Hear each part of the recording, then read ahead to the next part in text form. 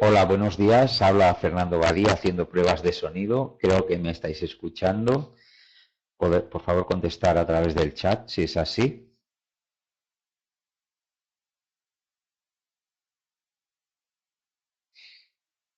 Bien, gracias.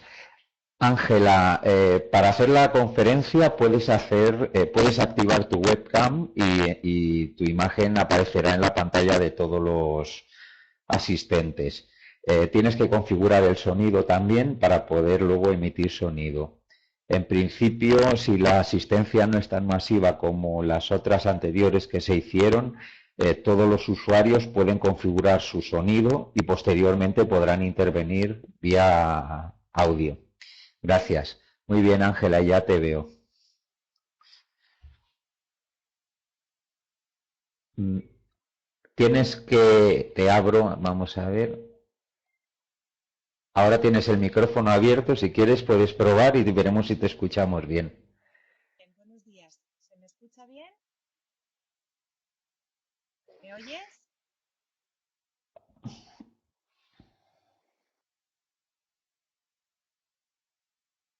Sí, Ángela, te he escuchado con el sonido muy flojito, muy flojito. Vuelve a probar otra vez, por favor.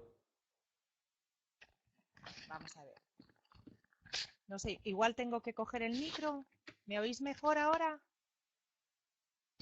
Ahora sí que se ha escuchado mejor, pero quizá un poquito bajo, pero suficiente para que se te entienda. A ver los demás usuarios si tienen que hacer algún comentario al respecto. ¿Me escucháis bien? El problema es que si lo tengo así sujeto en la mano no puedo pasar las páginas. Pero bueno, vamos a ver cómo nos arreglamos. Bueno, yo ahora te voy a colocar de presentadora para que tengas acceso al panel de control de tu ventana de presentación y así podrás pasar las diapositivas, ¿de De acuerdo? acuerdo, Y de acuerdo. entonces, bueno, en principio esperaremos un poquito a que sea la hora y bueno, cuando eso pues ya haremos el inicio, ¿de acuerdo? De acuerdo, de acuerdo. Bueno, me ausento un minuto y vengo de nuevo. Si ya me decís que me escucháis y se ve bien, la cámara, bueno, más o menos ahí estaría bien, ¿no? Sí, Me bueno, la importa imagen es más. la misma que ves tú. Sí, bien, por eso digo, me importa más el sonido porque como no tengo retorno, no sé cómo se escucha. Entonces, Si sigues en esta línea, ahora mismo se entiende perfecto. Se oye bien, no se oye muy alto, pero se entiende todo claro y perfecto. de acuerdo, de acuerdo. De todos modos, podría probar a subir el micro. Vamos a ver. Eso ha de estar en el panel de control, ¿verdad? Cuando inicias, que configuras el micrófono, te sale una ventana emergente y en esa ventana hay una opción para configurar el volumen del micrófono. Entonces sería de volver a desactivar, o sea, desactivar tu micrófono y volverlo a activar intentando darle un poquito más de volumen a esa opción. Ya, pero estoy viendo que está, que está alto. No estoy viendo. Ah, está a tope. Bueno, pues entonces tendrá que ser así porque entonces no hay más configuración que esa. De todas maneras se te escucha bien, ¿eh? Quizá a lo mejor te tienes que acercar un poco, pero bueno, no te preocupes que ahora mismo el sonido es muy bueno, o sea, la calidad es buena y creo que todo el mundo escucha bien, ¿eh? De acuerdo, perfecto. Bueno, pues me ausento un minutín y ya vengo hacia Muy acá, ¿vale? Ya me dais las instrucciones para pasar las diapositivas. ¿Ya puedo pasarlas? Sí, bueno, ahora mismo tienes el control, si te das cuenta te sale abajo como o sea, unas flechas para poder seleccionar tú la diapositiva. Lo ves debajo o sea, en la ventana de presentación, debajo de la diapositiva, tienen que aparecerte dos flechas, una hacia la derecha y otra a la izquierda, que es para avanzar o retroceder. No, realmente no lo veo, Fernando. Veo el puntito rojo y debajo pone No. todos, Fernando Badía, chat quiz, pero no veo. A ver, a ver, ahora maximizo. Lo que ocurre es que lo tengo que maximizar y no, entonces ya no veo, Vale. entonces ya no veo Bueno, la imagen. No se da igual, eso me da igual. Si se me oye bien, Sí, se te Ahora oye sí bien. que... Vale, perfecto. Es decir, yo no veo ahora mismo la ventanita del vídeo, Mm. lo Puede que ser, veo... Sí. sí, hay algunos ordenadores que hacen una distribución de la pantalla particular y entonces pues superponen una pantalla a otra, entonces hay este tipo de problemas a veces, sobre todo con portátiles o netbooks. No, no, es un PC, vamos, Mm. bueno, da igual, si realmente yo no necesito verme, con que se me escuche y tener el control de las diapositivas, para mí es suficiente. Entonces, si eso está correcto, pues nada, perfecto todo. Vale, bueno, escucha un momento antes de irte. Digo, ahora últimamente se te está escuchando un poquito bajo el volumen. Entonces, quizás si estás más tranquila, también si quieres puedes apagar el vídeo y acercarte el micrófono y hablar directamente sin vídeo, no sé, y entonces primará la calidad del sonido, lógicamente, frente a la imagen. Como tú me digas, yo ahora mismo he vuelto a coger el micro, que quizá es eso, el problema era ese, ¿verdad? Que al soltar el Vale. micrófono y dejarlo sobre la mesa, se me oye un poquito peor. Pero si lo tengo así sujeto, que tampoco me cuesta, y si me dices que se oye bien, Así ahora se oye bien, perfecto, sí. vale, pues nada, tengo que tener el Venga, micro sujeto. tranquila, auséntate y aquí estaremos, no te preocupes. Es un minuto solo. Voy a arreglar unas cositas y vengo. Hasta ahora Muy bien. mismo.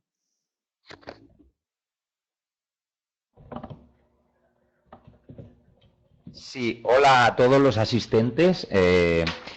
En principio está previsto que si la asistencia no es tan masiva como en otras ocasiones anteriores, todos podrán participar mediante audio después en el turno de ruegos y preguntas, con lo cual ustedes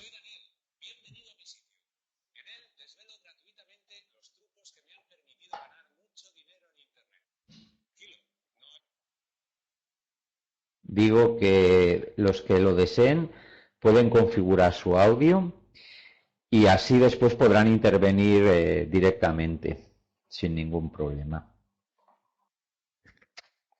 Bueno, ya estoy aquí. Cuando me digáis, empiezo. Bueno, vamos a esperar. En principio la hora programada son las 11. Yo tengo aquí las 10:56. Para ser un poco rigurosos, vamos a esperar estos 4 minutos y luego ya pues empezaríamos. Cuando me digáis, yo ya estoy preparada.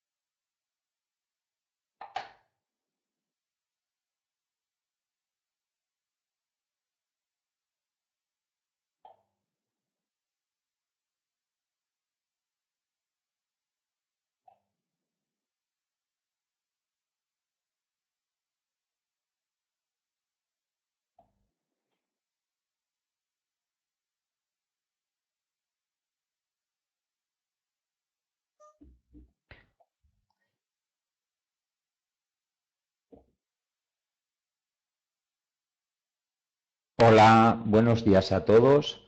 Son las 9 horas, horario universal meridiano, las 11 horas en España. Les damos la bienvenida a esta conferencia titulada El discurso hipertextual, un nuevo espacio comunicativo. Esta conferencia forma parte de la lista de actividades que se van a desarrollar durante el Congreso Virtual Mundial de e-Learning. Este congreso, basado en el colaborativismo y la difusión del conocimiento, es abierto. Se inicia en octubre de 2012 y tiene dimensión internacional, integrando actividades procedentes de muchos de los países de habla hispana. El discurso hipertextual, un nuevo espacio comunicativo, forma parte de la investigación que realiza María Ángela Celis Sánchez. Ángela es profesora en el área de lengua española de la Facultad de Humanidades, perteneciente al Departamento de Filología Hispánica y Clásica de la Universidad de Castilla-La Mancha, de la provincia de Cuenca, en España. Ángela, buenos días. Puedes presentar la ponencia e iniciar cuanto desees. Gracias. De acuerdo, muchísimas gracias. Una puntualización pequeñita para los que no conocen un poco la idiosincrasia de esta universidad nuestra, la Universidad de Castilla-La Mancha, que se halla repartida en diferentes campus. En concreto, yo pertenezco a la Facultad de Humanidades del campus de Toledo, ¿no? De Cuenca, donde también hay Facultad de Humanidades de la Universidad de Castilla-La Mancha, pero realmente es un poco, bueno, pues insisto, la idiosincrasia, ¿verdad?, de nuestra universidad, que es multicampus por la extensión realmente de nuestra región. Pues muchísimas gracias por la introducción y muy buenos días a todos. En primer lugar, quisiera expresar mi agradecimiento más sincero a todos los organizadores de este congreso, muy especialmente a Claudio Clarén por la generosidad y el tesón que ha mostrado para que este encuentro internacional y virtual sea posible. Asimismo, también quiero mostrar mi agradecimiento a la Universidad de Tucumán, a los patrocinadores y al resto de colaboradores que nos permiten utilizar esta singular y eficaz herramienta de comunicación entre investigadores de todas las regiones del mundo. Precisamente es esta la grandeza de esta nueva forma de comunicarnos, que es parte ya de nuestras vidas, de nuestra forma de relación, de comunicación, tanto académica como personal. Digo que precisamente es esto lo que centra el núcleo de nuestra reflexión y nuestra investigación.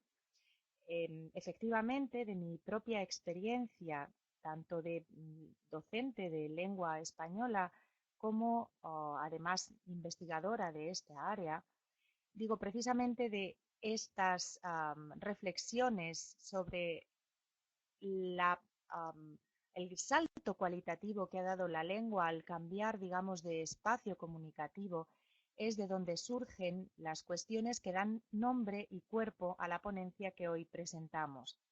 En primer lugar, hemos de referirnos a la primera parte del título de nuestra ponencia, el discurso hipertextual. Y en segundo lugar, haremos alusión a esa realidad que conforma el nuevo espacio comunicativo que supone este discurso hipertextual y que ciertamente estamos experimentando todos en estos momentos en los que estamos realizando, ¿verdad?, esta ponencia. Bien, partimos de la base, para nuestra reflexión, partimos de la base de la tradicional separación entre el uso oral y el uso escrito de la lengua, ¿verdad? Todos conocemos los códigos que hacen posibles estos usos y es más, estos códigos, el código oral y el código escrito, son tratados, son estudiados en las diferentes etapas desde la más tierna infancia, desde la etapa primaria de nuestros estudios hasta la universidad. Todos hemos estudiado cómo se escribe, todos hemos estudiado cómo se lee, todos hemos estudiado la comunicación oral, esos usos orales más dinámicos, más espontáneos, los usos escritos más conservadores, más respetuosos, si queremos, con la norma. Bien, ambos códigos dan lugar a dos tipos diferentes de discurso, respectivamente el discurso oral y el discurso escrito. Pero hasta aquí se queda nuestro estudio, ¿verdad? En la escuela, en el colegio, en la universidad. Sin embargo, en la actualidad, y esto es lo llamativo, apenas sin instrucción o con una muy básica y muy intuitiva, nos enfrentamos a diario al uso de un código cualitativamente diferente propiciado por el uso de las tecnologías de la información y de la comunicación, especialmente con Internet.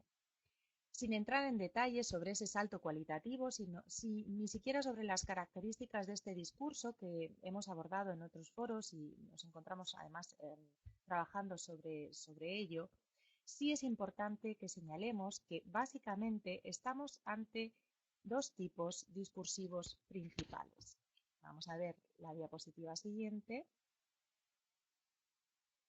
Estos tipos discursivos, lo vemos enseguida, estarían diferenciados según una sociedad analógica, una visión analógica de la comunicación, que es precisamente la que viene propiciada por el uso del código oral y del código escrito, es decir, la sociedad a la que hemos estado acostumbrados a desenvolvernos, en la que nos hemos desenvuelto, mejor dicho, y además donde realizamos nuestras comunicaciones, ¿verdad? Y el discurso hipertextual que da lugar a un código hipertextual.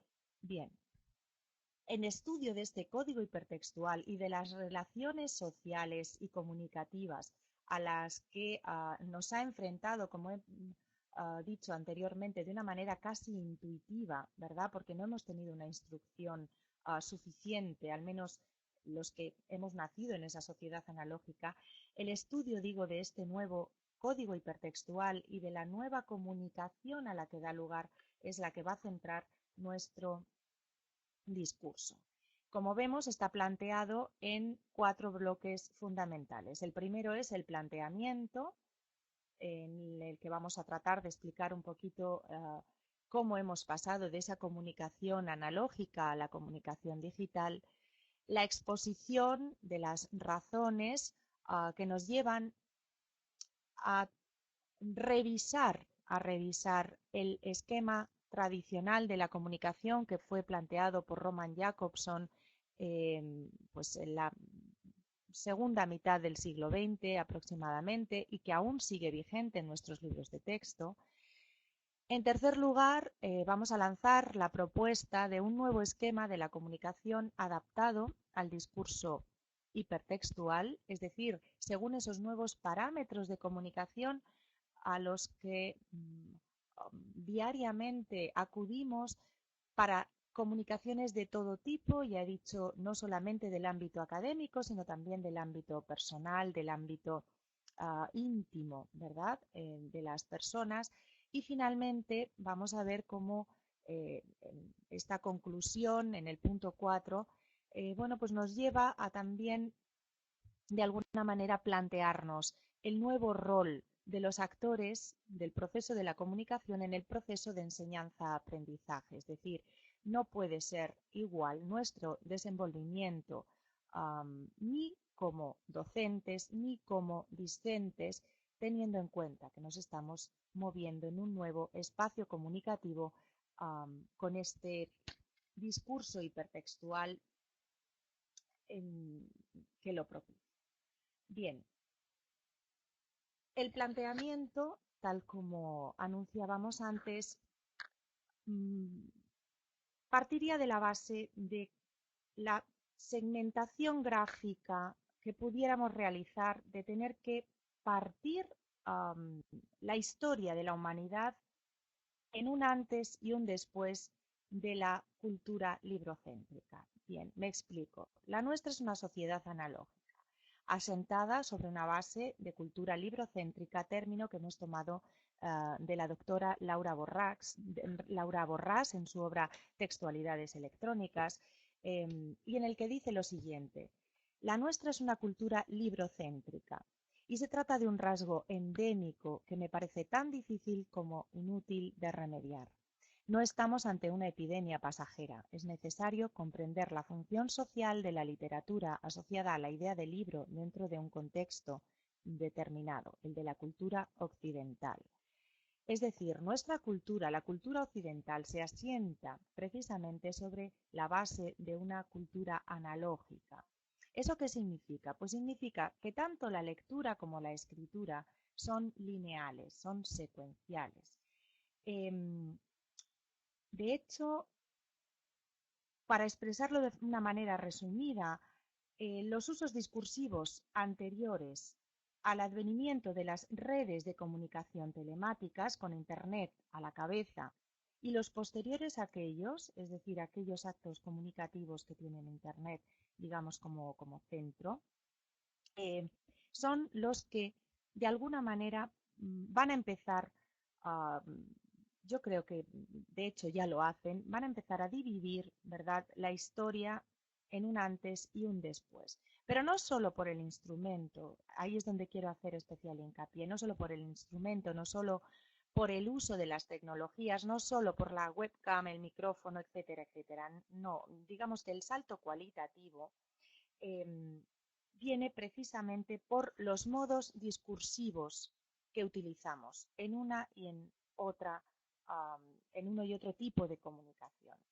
De este modo hablaríamos de una comunicación analógica, es decir, una comunicación secuencial, y una comunicación digital, es decir, aquella basada en la ruptura de la linealidad del mensaje. Esto es realmente el punto central de nuestra exposición y donde creemos que se produce ese salto cualitativo al que nos estábamos refiriendo. Como vemos en la diapositiva, nuestra sociedad, en la que hemos nacido, en la que hemos vivido, porque no sé si alguno de los que está escuchando esta conferencia es nativo digital, desde luego yo no, yo nací antes del año 2000, evidentemente, por tanto, todos aquellos nativos digitales ya están acostumbrados, ¿verdad?, a vivir en esta sociedad digital, en esta sociedad propiciada, como vemos en la diapositiva, por las redes telemáticas y la generalización de Internet y el lenguaje textual, es decir, esa sociedad donde la lectura y la escritura pueden no ser lineales y pueden no ser secuenciales, a diferencia, como vemos también, de la lectura y la escritura de la sociedad analógica, que sí son necesariamente lineales y secuenciales. Bien, de este modo, insisto, la sociedad analógica, con el libro como máximo exponente, la lectura y la escritura son lineales y secuenciales, ¿pero por qué? Porque la construcción del texto así lo es. Salvo excepciones, toda expresión oral y escrita, y especialmente si se trata de textos expositivos y argumentativos, se compone siguiendo una lógica organizativa, basada en las leyes dictadas por la retórica clásica y que suele constar de una introducción, de un desarrollo y de una conclusión. Todo emisor experto persigue este esquema a la hora de redactar el argumento que sea, a la hora de exponer en clase la lección que sea. Siempre tratamos de buscar esta que yo llamo expresión canónica, ¿verdad?, del sentido. Bien, insisto, una introducción, un desarrollo y una conclusión. Además, el receptor accede al texto en la seguridad de que este esquema se va a cumplir. Lo hacemos de manera inconsciente, pero todos buscamos que el texto al que nos enfrentamos esté bien construido.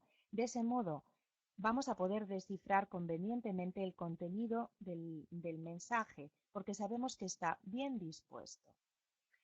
De hecho, todo desvío de esta norma supone la pérdida de eficacia y de eficiencia en la comunicación, al menos si nos referimos a esta sociedad analógica. Y todos nosotros, tanto como docentes como discentes, como tanto profesores como alumnos, nos damos cuenta de que para que llegue nuestro mensaje tiene que estar necesariamente bien organizado.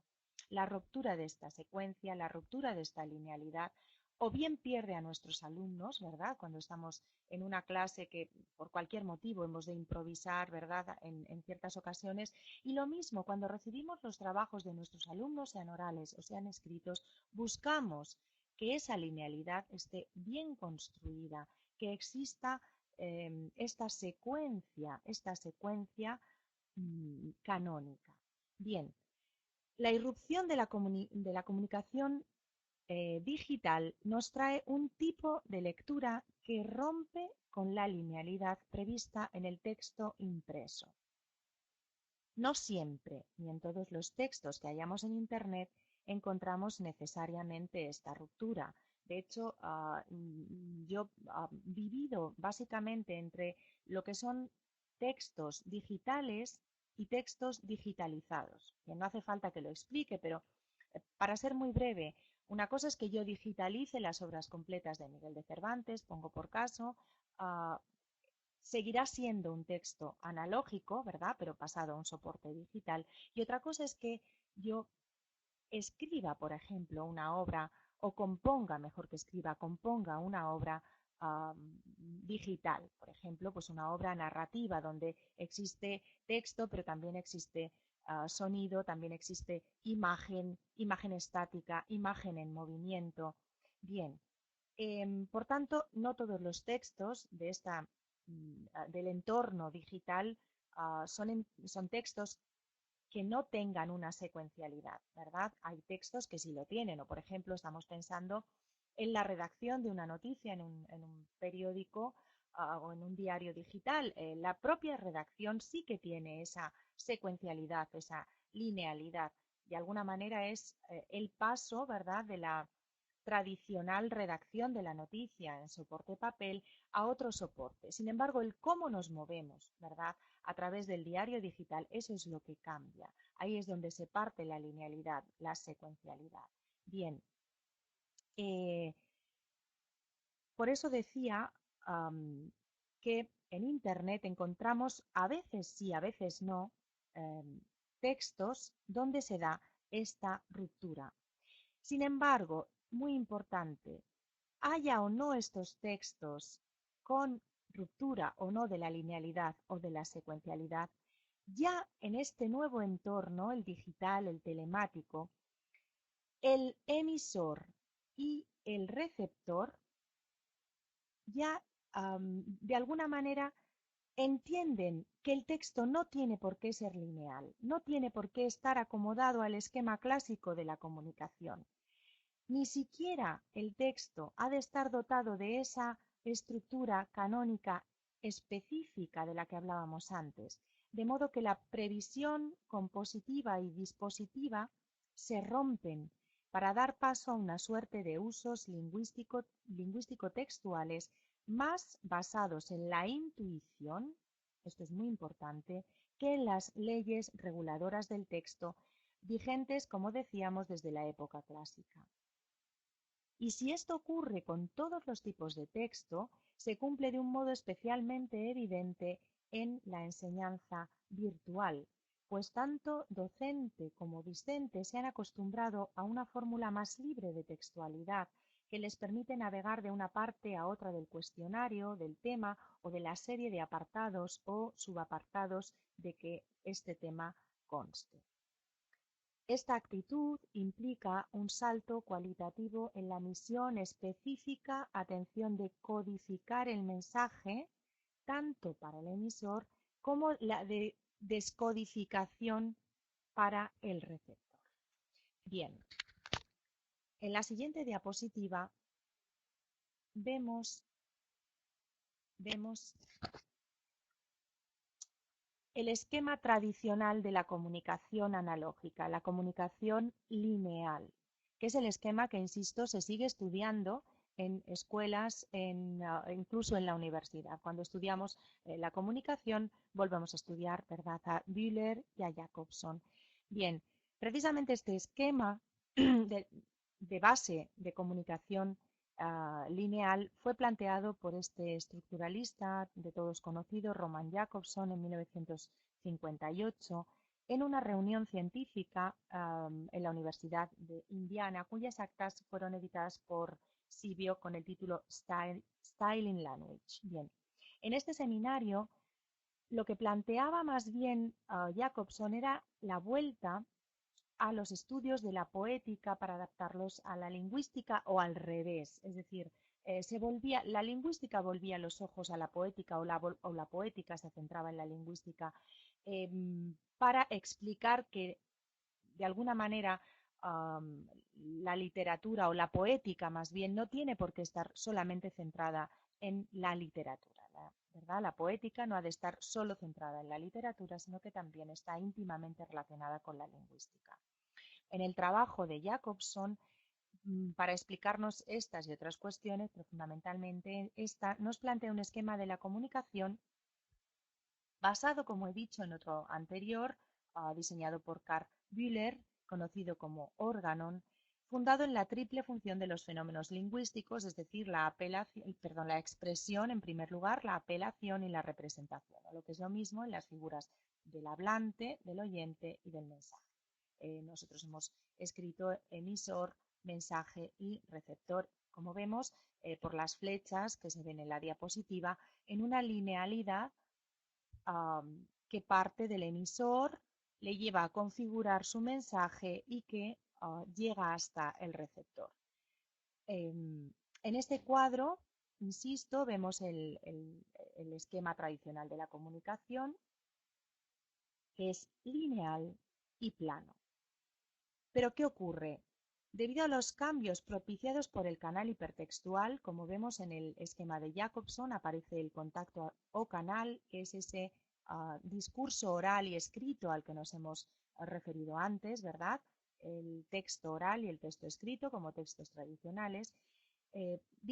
Debido a los cambios propiciados por el canal hipertextual, el mensaje deja de ser plano para pasar a ser activo y participativo, lo que permite romper con la linealidad secular de los enunciados. Pero no solamente cambia el mensaje, también con él cambian las relaciones entre emisor y receptor, que pueden trabajar en un continuo feedback, ¿verdad? Trabajar, comunicarse, mantener, insisto, relaciones profesor-alumno, pero también relaciones personales. Y ese continuo feedback no necesita de un aquí y ahora inmediatos como necesitaba el código oral o el uso oral del código. Bien, pasamos entonces a ver los actores del proceso. Se ve un poquito pequeño, pero creo que se puede leer. Los actores del proceso comunicativo en el texto analógico. Bien, estos actores que ya hemos visto en la diapositiva anterior son emisor, mensaje, receptor, código y contacto o canal. El emisor, como explico, construye un mensaje según un orden más o menos canónico. En este momento me imagino que todos estarán pensando en excepciones como por ejemplo Rayuela, la novela de Cortázar, en la que no existe ese orden, al contrario nos permite saltar de un lugar a otro de la novela, construir nosotros mismos en nuestro camino, nuestro sendero. Hay más ejemplos, no solo Rayuela de Cortázar, y además están ensayados en literatura, bueno, pues desde en fin, Bakhtin, Kristeva, Roland Barthes, Derrida, etcétera, etcétera. Pero no nos vamos a centrar en esta cuestión. Simplemente vamos a pensar que, salvo excepciones, el emisor construye para el código oral y escrito de esa sociedad analógica en la que hemos venido moviéndonos, construye un mensaje según ese orden más o menos canónico. ¿Cuál es el orden canónico? Pues ahí aparece. El mensaje ha de estar estructurado según la disposición elegida por el emisor, generalmente adaptada al esquema clásico, ¿verdad? Exordio, narratio, argumentatio y conclusio. El receptor decodifica el mensaje en el orden estricto elegido por el emisor. Bueno, alguno me puede decir, realmente yo puedo empezar a leer la obra por la mitad. Bueno, sí, usted puede empezar a leer la obra por donde usted quiera, pero el mensaje no ha sido construido así, por lo tanto no podrá decodificarlo de una manera feliz, ¿verdad? Para entender, para interpretar bien el mensaje ha de estar decodificado, recibido en ese orden canónico en el que lo dispuso el emisor. El código, perdón, precisamente al estar basado en la palabra se presupone el uso de un código común. Es decir, ha de ser reconocible más o menos por las personas participantes en la comunicación. Supongamos que yo como emisor he construido mi mensaje perfectamente según esta disposición y que el receptor, en fin, pues me está escuchando, pero es que no tenemos la misma lengua ni nos entendemos. Por tanto, el código, al no ser común, propiciará el no entendimiento, una comunicación que en ese sentido no se producirá. El contacto canal, al ser oral y escrito, bueno, pues como hemos dicho antes, cumplirá con esa tradición secular a la que hemos venido estando acostumbrados. Bien. El uso de las redes telemáticas ha hecho posible que un nuevo lenguaje, el de marcación hipertextual o HTML, dé paso a una manera de comunicar en la que estos actores nos vemos modificando nuestra esencia tradicional para acomodarnos sin fisuras al nuevo medio. Y para mí lo importante de esto, que además yo creo que hay que estudiarlo en profundidad, lo hemos hecho de una manera absolutamente espontánea y una naturalidad sorprendente, lo que confirma la plasticidad del propio lenguaje humano y su rápida adaptación al medio o canal. Creemos que por ello, a partir de ahora, hemos de hablar de un nuevo esquema de la comunicación que, atención, no anula ni desbanca al anterior trazado por Jacobson, porque los mensajes orales y escritos van a seguir existiendo, simplemente lo modifica, se superpone para dar fe del camino de ida y vuelta que caracteriza al mensaje y al papel más activo tanto del emisor como del receptor, y muy especialmente de este último, del receptor. Por eso lanzamos, como vemos en nuestra diapositiva, una propuesta, la propuesta de un nuevo esquema de la comunicación adaptado al discurso hipertextual. Bien, como venimos diciendo, esta sociedad digital ha dado lugar a un nuevo tipo de comunicación que llamamos digital o hipertextual y que, insisto, no anula los mensajes ni los usos orales y escritos de la sociedad analógica, simplemente se superpone a ellos y con ellos convive pacíficamente. Con el digitalismo textual se inaugura un discurso con una base no lineal ni secuencial, por mucho que sigan existiendo textos lineales en este medio, como hemos visto, especialmente desde mi punto de vista en lo que podríamos llamar textos informativos. Además, también hemos visto con el vuelco al formato digital de algunos textos como obras literarias. Bien, pero nosotros nos estamos refiriendo a los textos que han nacido como textos digitales, en los que la dinámica de las relaciones entre el hablante y el oyente, mejor entonces ahora hablar de emisor y receptor, no hablante y oyente, vendrá marcada por la conciencia de cooperación entre ambos. Cuando nos enfrentamos a un discurso hipertextual, de alguna manera ya estamos predispuestos a una cooperación con el emisor si somos receptores o con el receptor si somos emisores. El resultado será un mensaje imprevisible y casi infinito, pues partiendo de un texto base se actualiza y se configura según los enlaces que cada uno de los receptores marque en el momento de la lectura y que variará de un usuario a otro o incluso en el mismo usuario dependiendo de su motivación o de sus necesidades específicas. Por tanto, el esquema que proponemos, tras revisar el de Jacobson, podría quedar como sigue. Por una parte, tenemos un emisor, ¿verdad? Tenemos un mensaje, un receptor, pero como vemos, las flechas son de ida y vuelta. De hecho, ninguno de los participantes, de los actores del proceso de la comunicación varían. Lo único que varían son esas flechas de ida y vuelta que van de emisor a mensaje y a receptor. Y siempre en el camino también inverso, de receptor a mensaje y a emisor. De este modo, el nuevo canal nos permite redefinir los términos en los que van a participar los diferentes actores.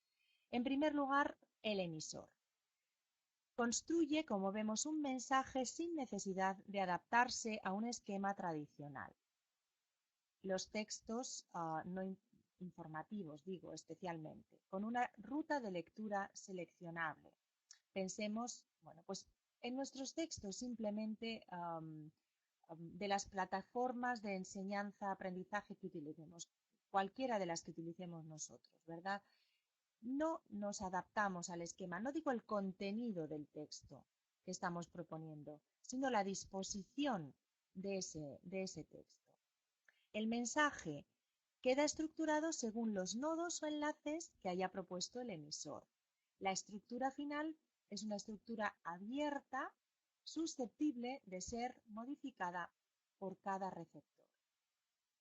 El receptor, de ese modo, decodifica el mensaje de una forma libre en una suerte de enlaces personales determinados por el tipo de lectura que se quiera realizar y o por su pericia con respecto al medio. En ese sentido, me parece fundamental la alfabetización tecnológica, pero no solamente, digo, con con las herramientas informáticas, que pueden ser muy sofisticadas, pero si el receptor y el emisor no tienen esa pericia, esa alfabetización tecnológica, seguramente el mensaje tampoco llegará a su fin de una manera satisfactoria.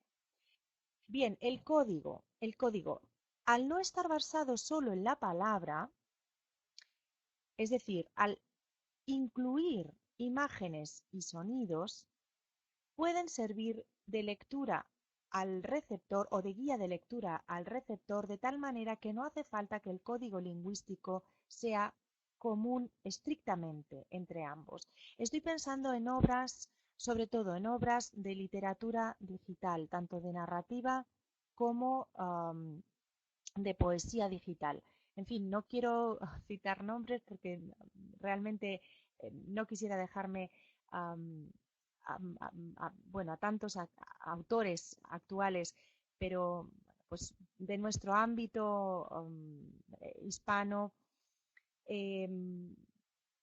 pues podríamos citar a Jaime Alejandro Rodríguez, por supuesto, con Gabriela Infinita, ¿verdad? O Domenico Chiappe, con Tierra de Extracción. Les invito a dar un paseo por estas dos obras que además vengo estudiando en los últimos meses con cierta profundidad para que veamos que realmente, aunque no tengamos un código común lingüístico, sí que existe imagen, ¿verdad? Existe sonido y nos da una idea del contenido del mensaje. El contacto o canal en realidad es el propio soporte, que es el hipertexto, y es el que ha propiciado todo este nuevo tipo de mensaje con las relaciones que ya hemos señalado en los puntos anteriores. Bien,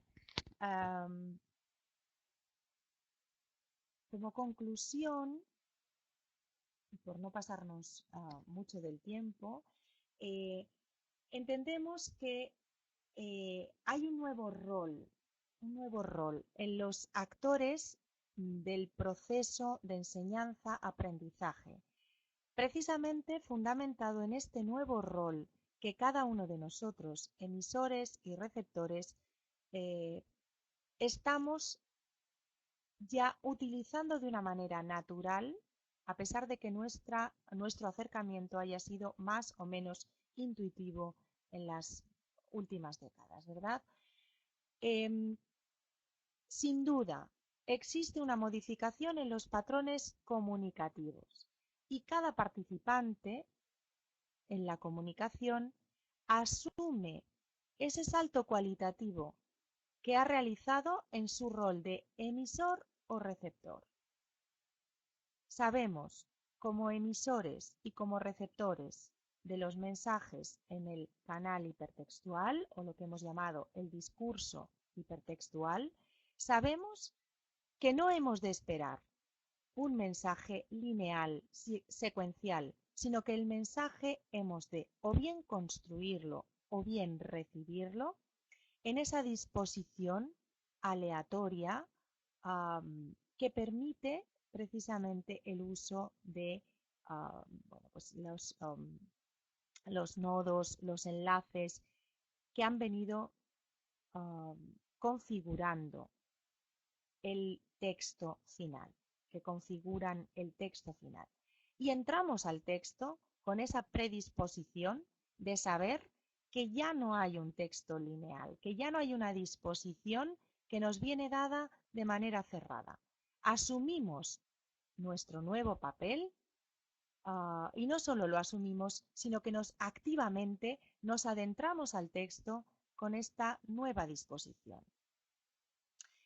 De hecho, esto produce, como vemos, una flexibilidad tanto en la codificación como en la decodificación del mensaje hipertextual. Esa flexibilidad viene sustituyendo a la rigidez característica del mensaje analógico. No quiero decir que los mensajes del discurso oral y escrito sean rígidos, no. Me refiero a la disposición que, como he dicho ya, ha de ser una disposición canónica para que el resultado de la comunicación sea satisfactorio, sea eficaz, sea eficiente. La ruptura en el canal escrito y en el canal oral de esa secuencialidad, como ya he dicho, nos despista, nos predispone negativamente a la recepción del mensaje. Pensemos incluso en mensajes de contenido político. Si no están bien, ¿verdad?, organizados, no sabemos lo que nos van a decir, nos perdemos en fin, nos irritamos, ¿verdad? Si no existe esta rigidez en la codificación del mensaje. Insisto, el texto no es rígido. Lo que está bien, lo que ha de estar es bien ceñido a esta disposición canónica. Bien, pero la flexibilidad del mensaje hipertextual no ha de implicar caos, como muchos piensan, sino apertura, ampliación de las rutas de lectura, lo que conlleva una mayor capacitación y especialización de los actores del proceso. De hecho, vengo diciéndolo durante todo este tiempo, estamos acostumbrados a navegar ya en las páginas de Internet. Ojo, necesitamos capacitación y especialización para que esa navegación sea eficiente y eficaz, como lo mismo que decíamos para la disposición canónica, ¿verdad?, del proceso textual lineal. En el caso del e-learning, estas cualidades serán obligatorias para cumplir felizmente con nuestras tareas de docente y de discente. No podemos de ninguna manera improvisar. No podemos, no se debe improvisar. Así conseguiremos que el feedback que caracteriza a este nuevo modo de docencia sea más eficaz. ¿Por qué? Porque se conocerán mejor y se manejarán mejor las herramientas discursivas hipertextuales por parte de aquellos actores, por parte de emisores y receptores que hayan tenido esa capacitación, especialización y no se acerquen solamente de una manera intuitiva a este nuevo esquema comunicativo. Por eso, para mí es muy importante señalar que además de herramientas tecnológicas sofisticadas, se necesitan conocedores expertos en la construcción del discurso hipertextual. Y por ello, de alguna manera, por terminar nuestra exposición, me parece muy importante transmitir que el éxito o fracaso de las comunicaciones en este nuevo entorno dependerá en gran medida de la bondad intrínseca del propio discurso.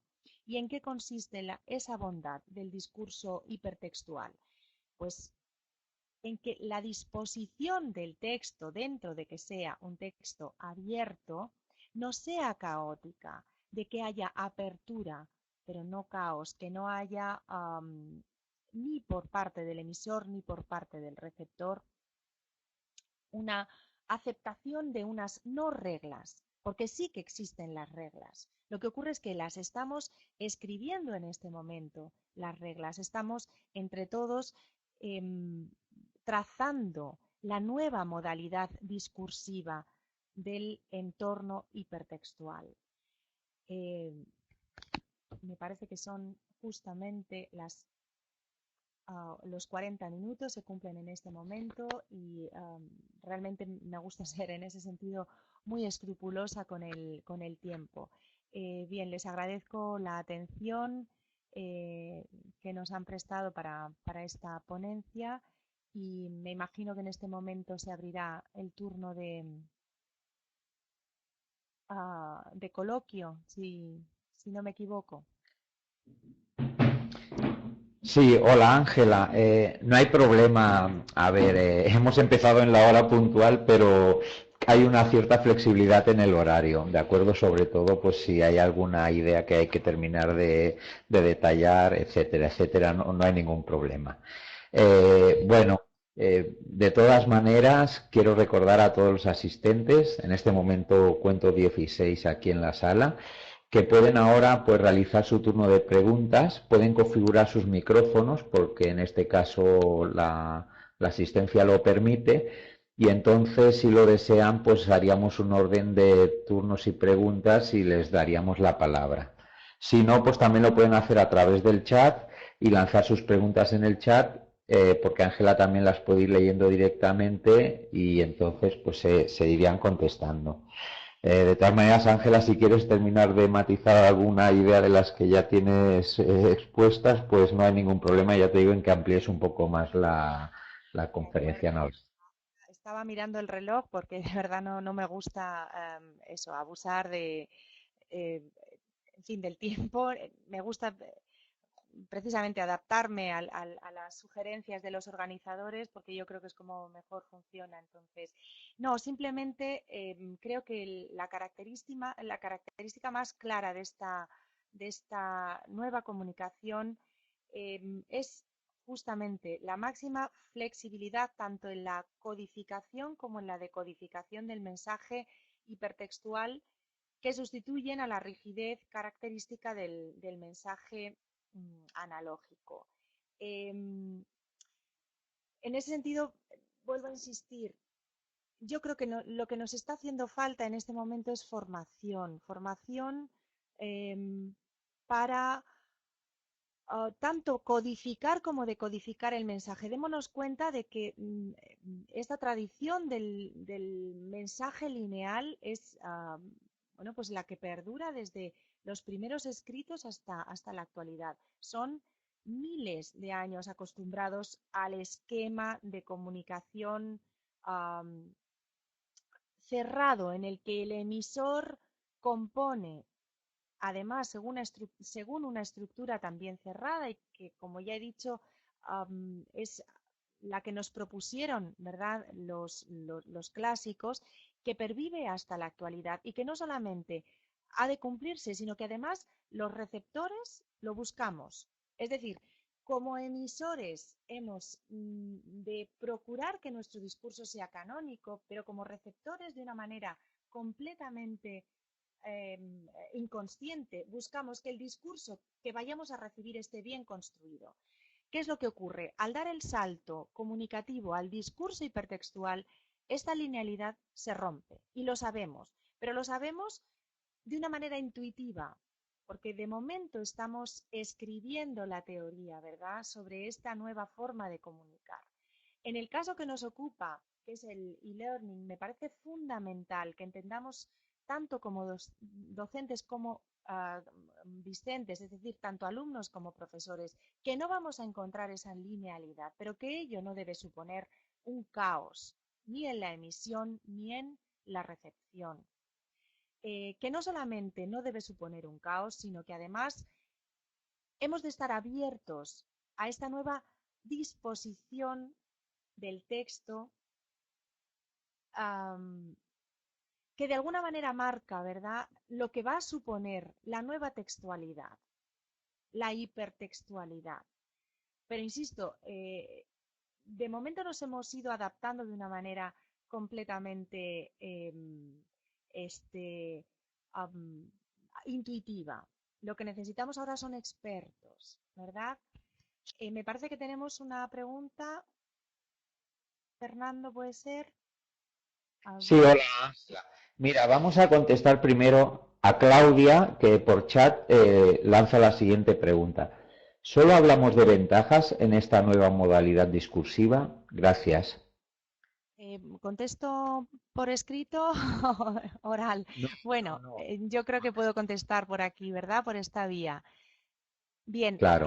solo hablamos de ventajas. Vamos a ver, es que yo creo que en ningún momento he dicho que un tipo de discurso sea mejor que otro. Es decir, em, solo hablamos de ventajas en el discurso oral, solo hablamos de ventajas en el discurso escrito.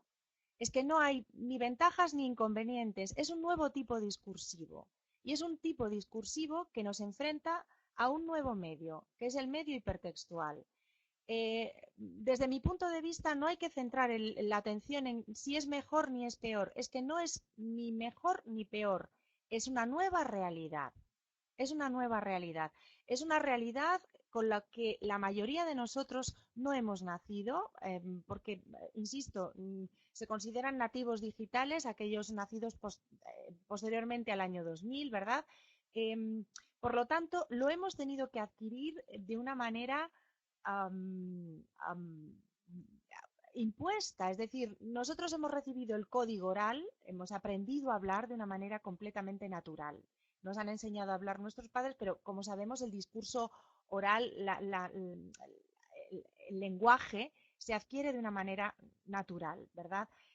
Lo mismo, la escritura, es que nos llevaron al colegio con 3 años y nos empezaron a enseñar eh, el código que sustituía al código oral. Sabemos que la escritura es un código sustitutivo del oral, pero nos enseñaron desde los 3 años, aunque sea de una manera guiada, no intuitiva como es la oralidad, pues aprendimos a escribir. Los nativos digitales, desde el momento en el que nacen, empiezan a interactuar con los dispositivos electrónicos. Por tanto, para ellos es tan natural, ¿verdad?, cómo puede ser el discurso oral y el escrito fue para nosotros.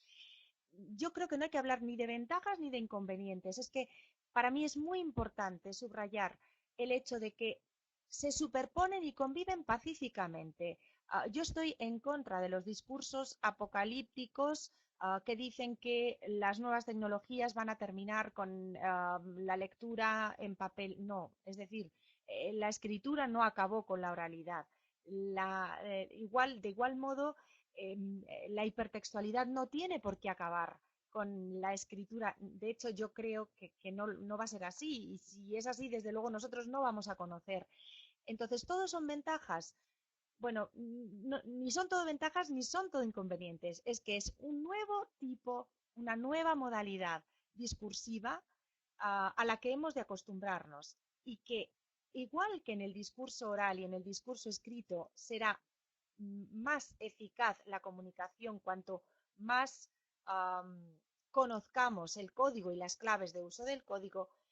Pues lo mismo ocurrirá en este código hipertextual. Lo que sí es, desde luego, es más flexible a la hora de emitir y a la hora de recibir el mensaje.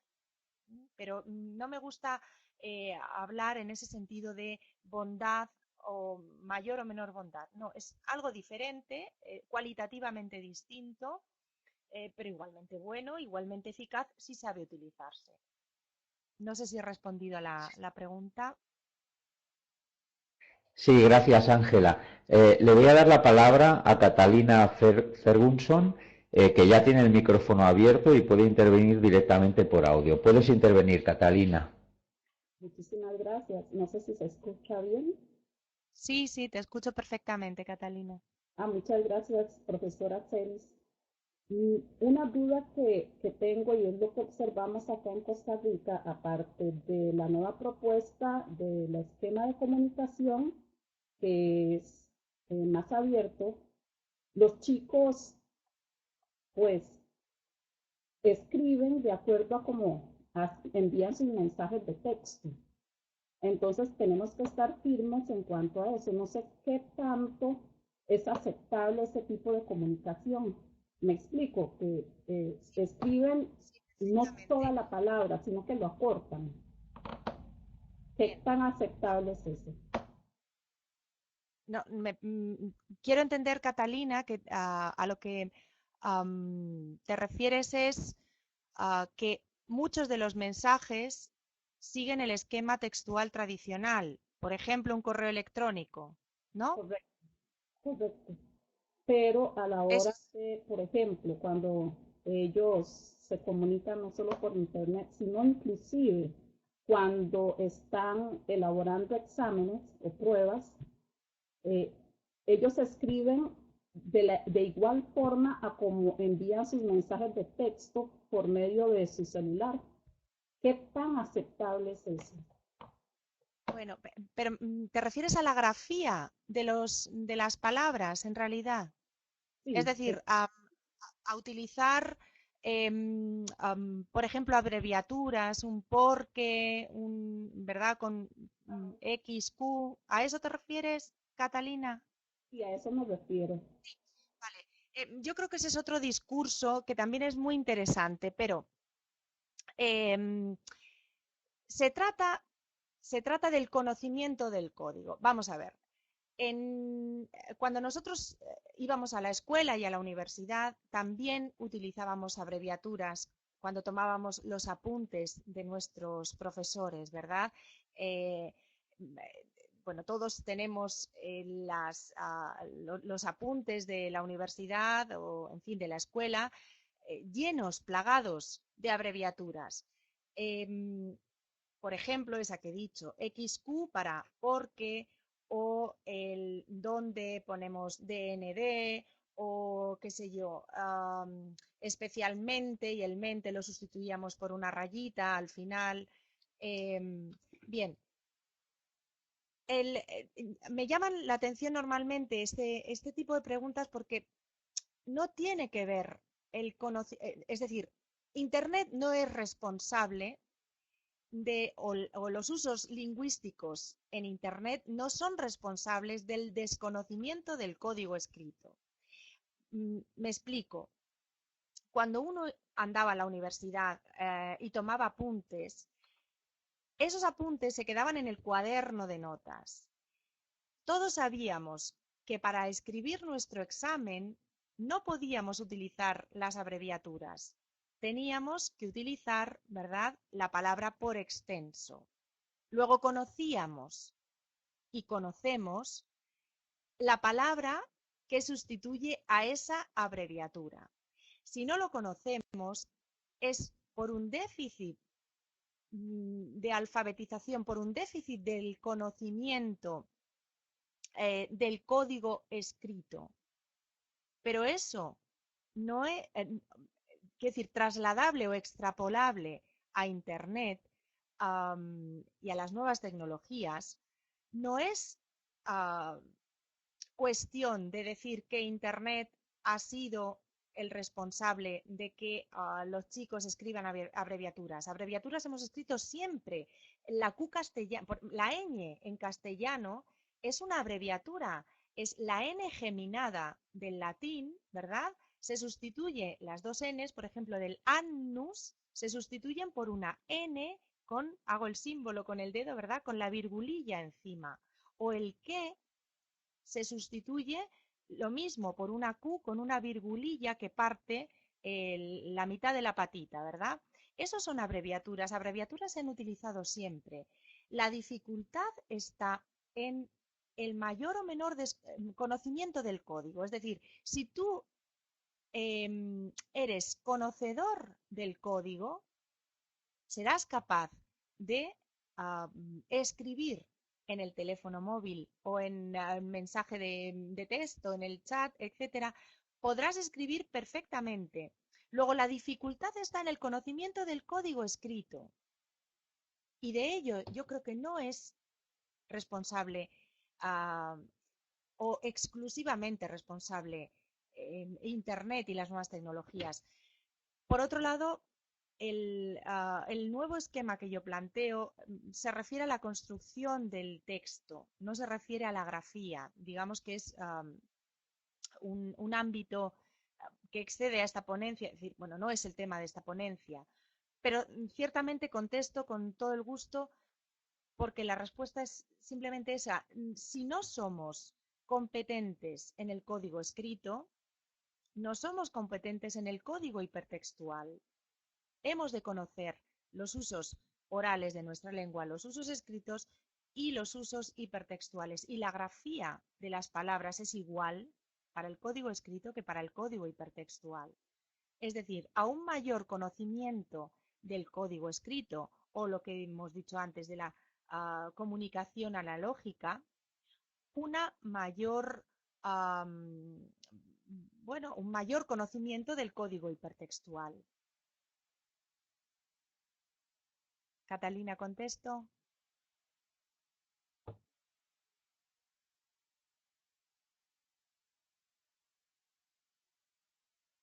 No sé Bueno, si he contestado, Catalina. sí, te ha contestado por el chat porque le había quitado el audio.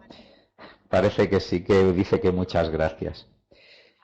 Bueno, había un comentario por aquí arriba en el chat de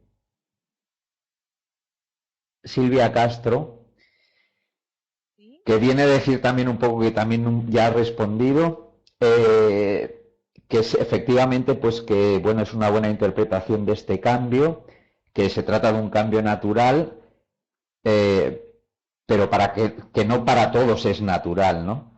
Y que cómo hacer para cambiar nuestras prácticas, ¿no? Sería un poco que cómo hay que adaptarse a este cambio, ¿no? Los que nos vemos un poquito obligados a asumirlo. Claro. Realmente nos hemos visto obligados todos, insisto, porque no somos nativos digitales, me imagino que, si no todos, la mayoría de los que estamos aquí. Realmente el cambio pasa por la capacitación y la capacitación pasa por la formación de profesionales. Nosotros en la Facultad de Humanidades hemos tenido incluso un máster en Humanidades Digitales que trata precisamente de que, bueno, formemos a profesionales que no se acerquen a este nuevo medio de una manera intuitiva como nos estamos acercando nosotros y sobre todo que no que empecemos a tomar en cuenta que igual que en el código oral y en el código escrito no vale todo, ¿verdad? No vale todo. En el código hipertextual tampoco ha de valer todo, tampoco ha de valer todo.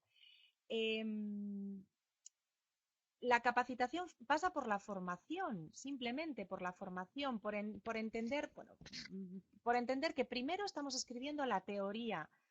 Yo siempre les digo a mis alumnos, es muy diferente hacer una fotografía del huracán cuando ya ha pasado que hacer la fotografía del huracán cuando estás inmerso en el propio huracán. De alguna manera, desde un punto de vista lingüístico, nosotros en este momento estamos en el ojo del huracán. Los cambios están aconteciendo. No es que han acontecido y los describo, sino que están aconteciendo. En ese sentido, hemos de observar, ¿verdad?, la realidad, observar los textos, mirar cuáles son los textos expertos. Yo, en fin, en otros trabajos propongo la figura del emisor experto. El emisor experto en las nuevas tecnologías, en concreto del texto o del discurso hipertextual o del discurso electrónico, como también lo llamo, sería aquella persona que realmente está estudiando estos tipos de textos y además está escribiendo, está analizando, está investigando, en fin, pues como un poco todo lo que estamos haciendo los que estamos en este foro. Es muy curioso, antes he citado a dos autores, a Jaime Alejandro Rodríguez y a Domenico Chiappe, que también las obras literarias de narrativa hipertextual que han escrito, bueno, una de ellas, Gabriela Infinita, de Jaime Alejandro, y Tierra de Extracción de Domenico Chiappes, y insisto, si les apetece pueden dar una vuelta por esas obras porque son magistrales en ese sentido. Ambos autores, para mí esto es fundamental, no solo se dedican a la escritura de la obra, sino que además nos están ofreciendo la exégesis, el estudio de cómo ha de construirse. Ambos tienen su propia página web y ahí pueden ver sus artículos, ¿verdad? sobre cómo ha de funcionar la escritura en el hipertexto. Tengamos en cuenta que esta escritura no solamente está conformada por la palabra, también por la imagen estática, por la imagen en movimiento, también por el sonido, y todos ellos son guías de,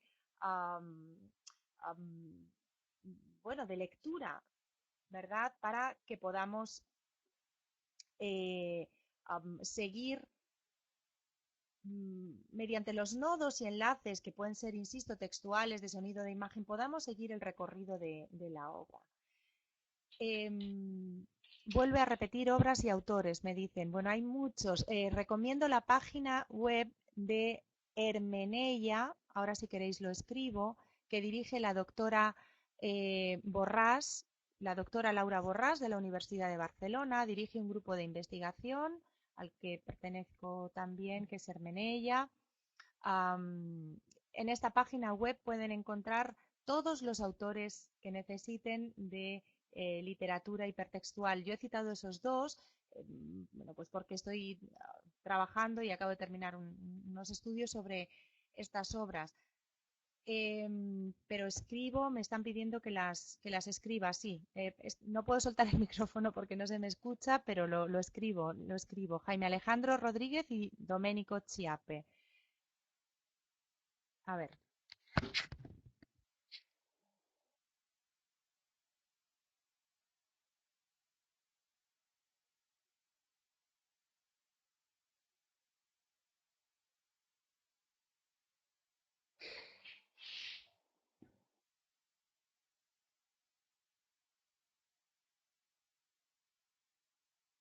Mientras tanto, te voy a leer una intervención que hay aquí en el chat.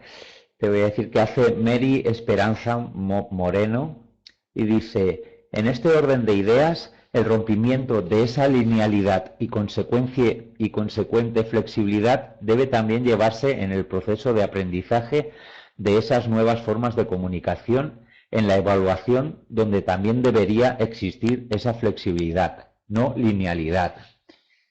Supongo que es una reflexión y no es directamente una pregunta, refiriéndose a la flexibilidad también en el proceso de evaluación, debido al nuevo contexto. Ya lo veo. Bueno, claro, es que por ello insisto siempre en la figura del emisor y del receptor experto. Es que depende del tipo de trabajo que se le pide a los alumnos. Si lo que se le pide a los alumnos es un ensayo, ¿vale? O una argumentación sobre el tema, ¿verdad? Entonces, no le podemos ofrecer flexibilidad, porque un ensayo tiene que estar dispuesto canónicamente. Nosotros recibimos, como profesores, recibimos el resultado de su trabajo de una manera lineal, aunque nos llegue a través de la plataforma de enseñanza-aprendizaje que estemos utilizando. Otra cosa es que tú le pidas al alumno pues que te explique el tema a través de una presentación en PowerPoint, de una página web o, en fin, de cualquier otra soporte que sea realmente digital, ¿verdad? Entonces ahí sí estoy contigo con esa reflexión. También hemos de ser más flexibles a la hora de recibir el trabajo. Pero, insisto, es que el texto puede mantener su formato analógico, ¿verdad? Creo que en ese sentido no hemos de perder de vista que el resultado también lo podemos, ni siquiera el resultado, la lección la podemos dar a través de los medios digitales, pero con una disposición analógica, es decir, siguiendo ese esquema de la comunicación al que antes me refería, y el resultado, a su vez, lo podemos pedir de manera analógica, aunque nos lo manden por correo electrónico, como adjunto en un archivo de Word o en un ensayo, qué sé yo, si utilizamos la plataforma Moodle, ¿verdad? Como ensayo, entonces sí que hemos de pedir esa forma canónica. Otra cosa es que pidamos el resultado del trabajo en un formato que sea per se digital. Entonces ahí sí que cabe toda la flexibilidad. Es necesaria, es obligatoria la flexibilidad, claro que sí. Sí, gracias, Ángela. Tenemos otra pregunta aquí en el chat que la lanza Graciela Manzur y pregunta concretamente que qué habilidades implica la lectura hipertextual. La primera habilidad que implica es la apertura absoluta, es decir, el receptor de la lectura hipertextual debe abrir sus esquemas mentales a un nuevo tipo de textualidad en el que sabe, en el que ha de saber, mejor que sabe, en el que ha de saber que el texto lo tiene que construir él, en cooperación con el emisor. ¿A qué me refiero? El emisor de una obra digital hipertextual, como queramos llamarla, a una novela, una poesía, etcétera, etcétera, dispone el texto de una manera diferente, porque lo deja abierto. Hay que tener en cuenta de alguna manera que esa apertura es relativa. ¿En qué sentido? En el sentido de que los nodos, los enlaces, son cerrados. Es decir, los enlaces han sido colocados estratégicamente por el emisor en los puntos donde quiere que nosotros pasemos de una página a otra, de una imagen a otra, de un sonido a otro, etcétera. Bien, pero la construcción del mensaje es absolutamente personal de cada uno de los receptores y depende de muchas circunstancias. Primero, de que tú estés abierto, por eso digo la apertura, de que tú estés abierto a que el mensaje puedes construirlo tú. Esto me parece fundamental. No es el sentarte a esperar que te den la novela terminada. Tú has de ser parte activa en la construcción del mensaje, por un lado. Eh, por otro lado, como mínimo has de tener una mínima alfabetización digital para saber cómo hay que moverse, pero yo creo que hasta ahí ya todos somos capaces de manejarnos, ¿verdad? En ese sentido, yo creo que lo fundamental es cambiar la óptica y pensar que a partir de ahora toda recepción de una obra digital, de una obra hipertextual, nos implica como receptores apertura y colaboración. Yo creo que son los dos puntos principales, la apertura y la colaboración con la obra del emisor. También creo que es muy importante que sepamos que podemos hacer muchas lecturas. Evidentemente, con la obra analógica también se nos planteaba esta posibilidad de hacer muchas lecturas. Estoy pensando, por ejemplo, en Ópera Aperta de Umberto Eco, ¿verdad? En la obra clásica en la que básicamente nos viene a decir que hay tantas obras como lectores. Ciertamente, lo mismo ocurre con la novela analógica, pero en el caso de la escritura digital se potencia porque no solamente tú puedes hacer tu propia lectura según la formación anterior que hayas tenido, según las lecturas que ya hayas hecho, según la cultura que puedas tener. No, además implica que puedas hacer uno u otro recorrido dependiendo además de tus circunstancias, qué sé yo, en ese momento anímicas o de tu pericia, ¿verdad? Como receptor de estas nuevas tecnologías, de estas nuevas obras. Tengamos en cuenta que es algo que es una reflexión que también quiero lanzar. Cuando hablamos de la obra analógica, de la literatura analógica, pero en general da igual, no solo literatura, ensayo, teatro, poesía, etcétera. Tenemos ya nuestros hitos de las mejores obras, ¿verdad? Entonces es algo que pues todos tratamos de imitar en algún sentido o hacemos una descripción de una obra y decimos que es de corte cervantino o que es un teatro con características calderonianas. Bien, la obra maestra digital, no sé si está escrita, para mí ya hay algunas que sí, pero se pueden considerar obras maestras, pero desde luego está por escribir y está por reconocerse de manera general, de tal modo que es muy interesante que pensemos que estamos en eso, en el ojo del huracán, que estamos viviendo el momento de cambio en primera persona y que, por supuesto, que existirán obras de referencia.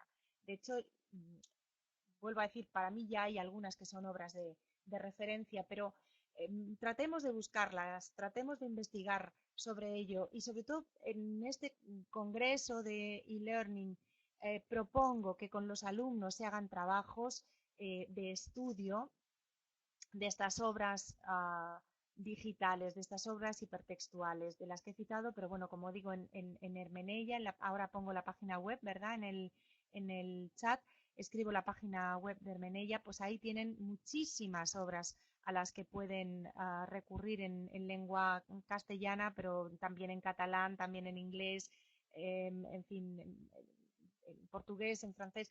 Todas las obras que necesiten las tienen ahí porque es una recopilación de este grupo de investigación que dirige la doctora Borràs. Sé que algunos de los miembros también están en este foro. Y les invito a que hagan un paseo por esa página y que trabajen con sus alumnos este nuevo tipo discursivo a partir de esas obras literarias hipertextuales y que las empezamos a tener como modelo, ¿verdad?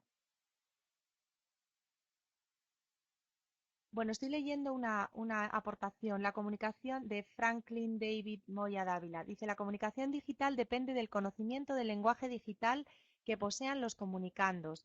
No sé, Franklin, si se refiere al conocimiento de la programación, es decir, no sé si lo que, a ver, enriquecer nuestro diccionario de términos digitales. Bueno, vamos a ver, no sé, el diccionario de la Real Academia se irá enriqueciendo conforme los académicos vayan sugiriendo que son términos que ya han calado en nuestra lengua y que han de pasar, digamos, a nuestro uso comunicativo. Pero eso es independiente de que nosotros utilicemos esos términos. Es decir,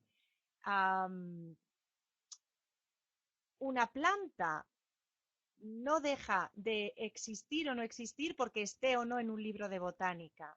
No sé si me explico. Si yo voy, qué sé yo, pues eso, a Argentina con una planta de botánica de la zona donde yo vivo de España, que es La Mancha, y cojo una flor y digo, esta flor no existe porque no está en mi libro de botánica, sería absurdo, ¿verdad? Pues es un poco igual. El hecho de que nosotros utilicemos términos que evocan esta nueva realidad digital, aunque no aparezcan en los diccionarios, no dejan de existir estos términos. ¿De acuerdo? Entonces, el enriquecimiento yo creo que va más por la formación que por el propio uso de los términos. Puede uno no conocer cuál es el término enlace, nodo, qué sé yo, hipertexto, lenguaje de marcación hipertextual y sin embargo tener mucha pericia a la hora de leer una obra digital. Es mi punto de vista, Franklin. Bueno, gracias, Ángela.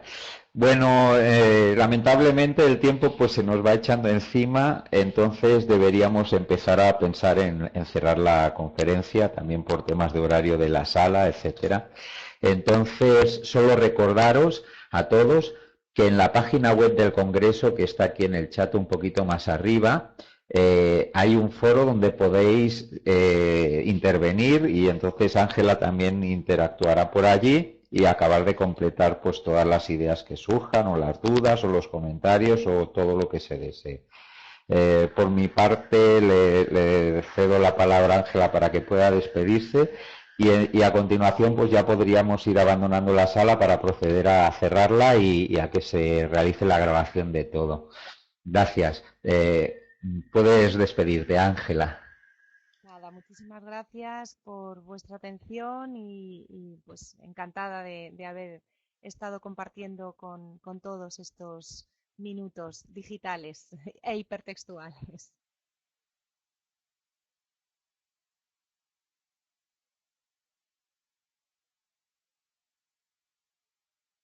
Bien, entonces damos por finalizada la conferencia y os invito pues a ir abandonando la sala para proceder a la grabación de la misma.